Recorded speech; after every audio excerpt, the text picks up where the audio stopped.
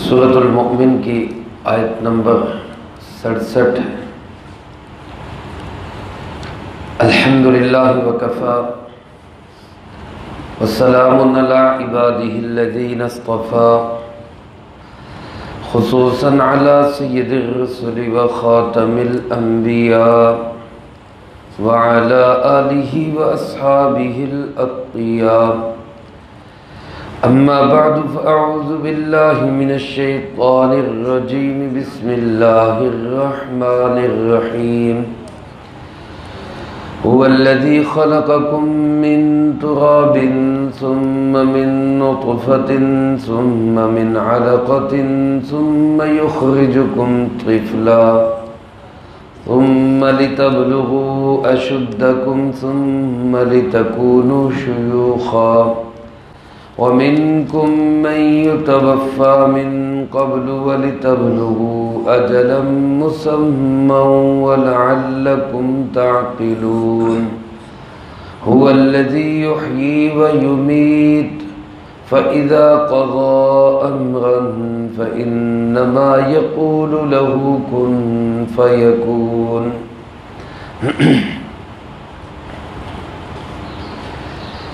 هو الذي خلقكم من تراب، اللہ وہ ذات ہے جس نے تمہیں مٹی سے پیدا کیا، ثم من نطفۃ، پھر پانی کی ایک بوند سے، ثم من علقۃ، پھر خون کے ایک لوتھڑے سے، ثم یخرجکم طفلا، پھر وہ تمہیں نکالتا ہے بچہ ہونے کی حالت میں، ثم لتبلغوا اشدکم، پھر تمہیں پہنچا دیا جاتا ہے تمہاری پختہ عمر کو، ثم لتکونوا شیوخا، پھر تم ہو جاتے ہو بوڑھے، ومنکم من یتوفی من قبل، اور تم میں سے کچھ وہ ہے جن کو وفات دے دی جاتی ہے اس سے پہلے، وَلِتَبْلُغُوا أَجَلًا مُّسَمًّى،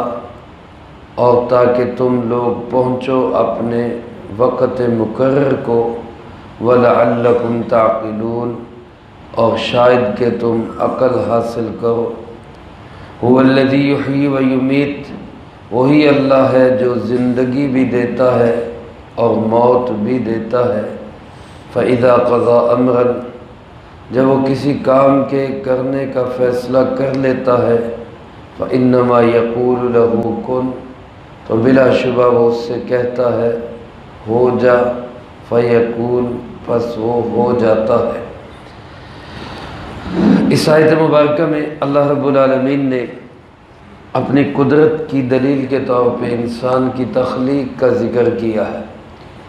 یہ جہاں ایک طرف اللہ کی توحید کی دلیل ہے، اللہ کی قدرت کی دلیل ہے، وہاں دوسری طرف یہ اس بات کی بھی دلیل ہے کہ مرنے کے بعد پھر زندگی ہے۔ مشرکین عرب جس طرح عقیدہ توحید کے بدترین مخالف تھے اور رسول اللہ صلی اللہ علیہ وسلم سے شدید ترین اختلاف رکھتے تھے اللہ کے ایک ہونے کے بارے میں، اسی طرح وہ آپ صلی اللہ علیہ وسلم سے اس بارے میں بھی شدید ترین اختلاف رکھتے تھے کہ مرنے کے بعد پھر زندگی ہے، یعنی وہ توحید کے بھی منکر تھے اور مرنے کے بعد دوبارہ جی اٹھنے کے بھی منکر تھے۔ اللہ پاک نے انسان کی تخلیق کا ذکر کر کے دونوں عقیدوں کو ثابت کیا ہے۔ انسان اپنی بناوٹ پہ غور کرے، حقیقت کیا ہے، تو اللہ پاک فرماتے ہیں هُوَ الَّذِي خَلَقَكُم مِّن تُرَابٍ، اللہ وہ ذات ہے جس نے تمہیں مٹی سے پیدا کیا۔ تراب گیلی مٹی کو کہتے ہیں جس کو ہم گارا کہتے ہیں۔ اس گارے سے پہلا انسان حضرت سیدنا آدم علیہ نبینا علیہ الصلوۃ والسلام، جو پہلے انسان بھی ہیں اور پہلے نبی بھی ہیں علیہ الصلوۃ والسلام۔ اللہ پاک نے ان کو براہ راست کس سے پیدا کیا؟ گیلی مٹی سے، گارے سے پیدا کیا۔ یہ غلط نظریہ پڑھایا جاتا ہے اور بتایا جاتا ہے کہ انسان ترقی کرتے کرتے، بندر سے ترقی کرتے کرتے انسان بنا ہے، ایسی بات نہیں ہے۔ پہلا ہی انسان اللہ نے خود اپنے دست قدرت سے بنایا۔ حضرت آدم علیہ السلام کی تخلیق براہ راست مٹی سے ہوئی ہے، ماں باپ کے ملاپ سے نہیں، مرد عورت کے ملاپ سے نہیں، اللہ نے ان کو مٹی سے بنا کے ان میں اپنی روح پھونک دی۔ تو اس لحاظ سے ہم سب کی تخلیق یعنی کہ پہلی تخلیق وہ کس سے ہوئی ہے؟ گارے مٹی سے۔ اور اگر ہر انسان کی تخلیق دیکھیں تو ہماری تخلیق میں بھی بنیادی عنصر جو ہے وہ مٹی ہے، کیونکہ ایک انسان وہ قطرہ آب سے پیدا ہوتا ہے، تو یہ قطرہ آب کس سے پیدا ہوتا ہے؟ یہ خون سے پیدا ہوتا ہے، اور خون کس سے پیدا ہوتا ہے؟ وہ خوراک سے پیدا ہوتا ہے، اور خوراک کہاں سے پیدا ہوتی ہے؟ وہ مٹی سے پیدا ہوتی ہے۔ اس لحاظ سے ہر انسان کی تخلیق بھی کس سے ہوتی ہے؟ وہ مٹی سے ہی ہوتی ہے۔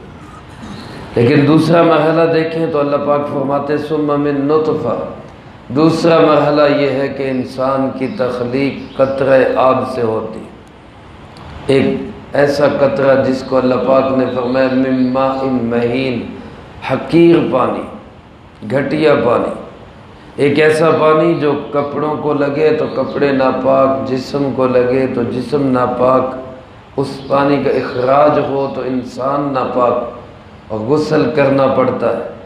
اس قطرہ آب سے انسان کی تخلیق ہوئی۔ انسان ذرا اپنی پیدائش پہ غور کرے تو پھر کبھی بھی اس کے دل دماغ میں تکبر نہ آئے کہ میری حقیقت کیا ہے۔ پھر اس قطرہ آب کے بعد اگلا مرحلہ کیا؟ اللہ پاک فرماتے ثم من علقہ، پھر ہم نے تمہیں پیدا کیا، اس اللہ نے تمہیں بنایا ایک جمے ہوئے خون سے۔ وہ قطرہ آب کچھ وقت کے بعد ایک جمے ہوئے خون کی شکل اختیار کر لیتا ہے، ایک لوتھڑا بن جاتا ہے۔ اس لوتھڑے پہ پھر اللہ پاک کی ساری کاریگری اور ساری تصویر اور ساری صورت اور خوبصورتی اس خون کے لوتھڑے پہ بنتی۔ پھر اگلا مرحلہ دیکھو تو اللہ پاک فرماتے ہیں ثم یخرجکم طفلا، پھر ہم تمہیں دنیا میں لاتے ہیں ایک بچے کی شکل میں، چھوٹا بچہ، بالکل اس کے اندر کوئی طاقت نہیں، ہمت نہیں، کمزور ہے، اس وقت اس کو ذرا سا کوئی زور سے دبا دے تو شاید اس کی ویسے ہی جان چلی جائے۔ هو الذی خلقکم من ضعف، اللہ پاک فرماتے ہیں ہم نے تمہیں ضعف سے، کمزوری سے پیدا کیا۔ تو یہ ایک بچے کی صورت میں جو بالکل ایسے بے جان سا بچہ ہے جس کے جسم پہ مکھی بیٹھے تو وہ مکھی کو بھی ہٹا نہیں سکتا۔ پھر اللہ پاک فرماتے اس بچپنے کے مرحلے سے گزار کر ثم لتبلغوا اشدکم، پھر ہم تمہیں تمہاری پختہ عمر کو پہنچاتے ہیں۔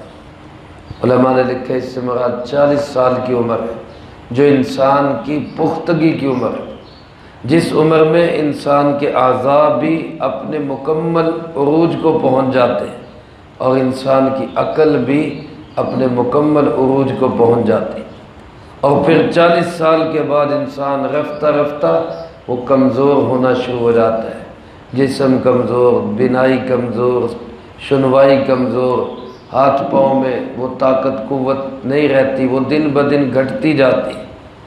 پھر اگلا مرحلہ کیا آتا ہے ثم لتکونوا شیوخا، پھر تم ہو جاتے ہو بوڑھے، پھر انسان بڑھاپے میں آ جاتا ہے، پھر وہی انسان، وہی اعضاء، وہی جسم، وہی طاقت، وہی قوت، وہ رعنائی ختم ہو جاتی، اس جسم کے اندر وہ رونق نہیں رہتی، چہرے مورے پہ وہ اثرات نہیں رہتے، رنگت بدل جاتی ہے، چہرے کا گویا کہ جھریاں پڑ گئی اور شکل و صورت اس میں بدل گئی۔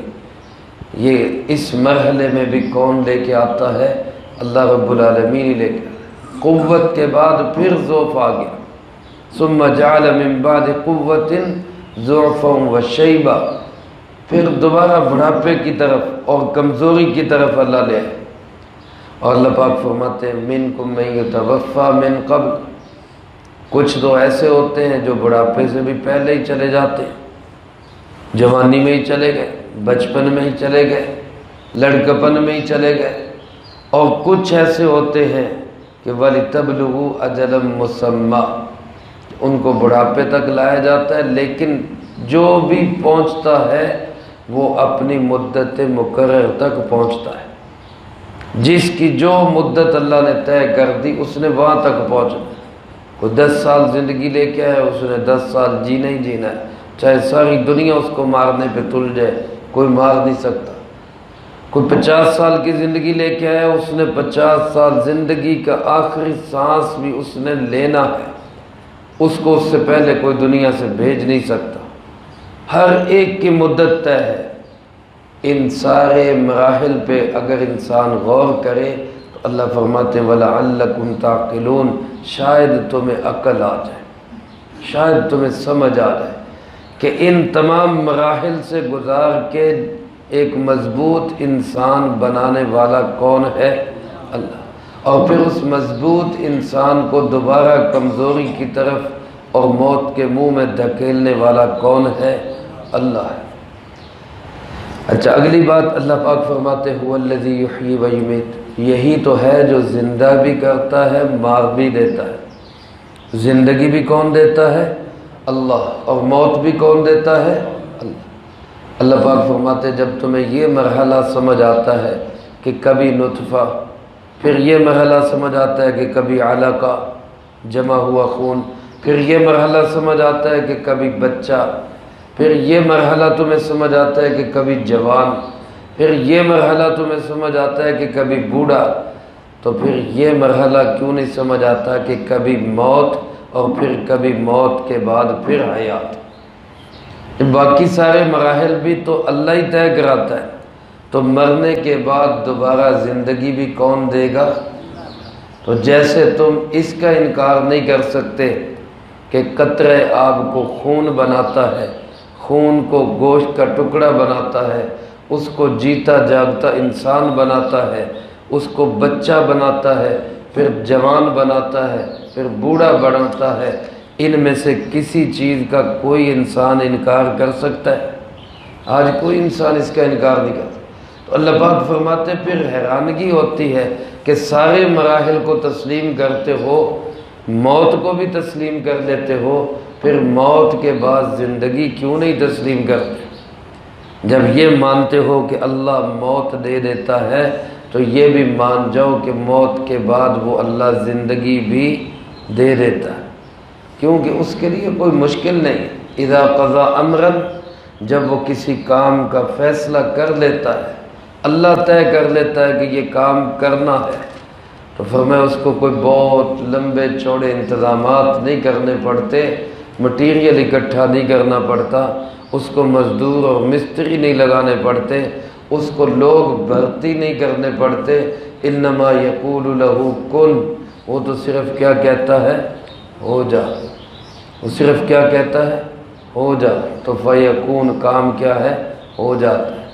علماء نے لکھا ہے یہ کن بھی مجھے اور آپ کو سمجھانے کے لیے ہے، ورنہ اللہ پاک کے تو ارادے کا نام ہی وجود ہے، ادھر اس نے ارادہ کیا، ادھر چیز وجود میں آ گئی۔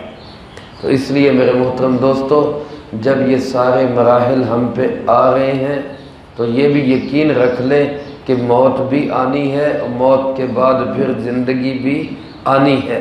اسی زندگی کے لیے ہم نے تیاری کرنی۔ اللہ مجھے آپ کو سب کو اس کی تیاری کرنے کی ہمت اور توفیق نصیب فرمائے۔ جو کہا سنا اس کو زندگی میں لا کے اللہ پاک دوسروں تک پہنچانے کی توفیق عطا فرمائے۔ اللہم لک الحمد کما ینبغی لجلال وجہک وعظیم سلطانک، اللہم لا احصی ثناء علیک انت کما اثنیت علی نفسک، اللہم لک الحمد کما انت اہل، صلی علی محمد کما انت اہل، وافعل بنا ما انت اہل، فإنک اہل التقوی واہل مغفرہ، اللہم وفقنا لما تحب وترضى من القول والعمل والهدي والنية إنك على كل شيء قدير، اللهم اكفنا بحلالك عن حرامك وأغننا بفضلك عمن سواك، اللهم اكفنا كل مهم من حيث شئت ومن أين شئت رب اغفر وارحم وأنت خير الراحمين رب ارحمهما كما ربياني صغيرا ربنا تقبل منا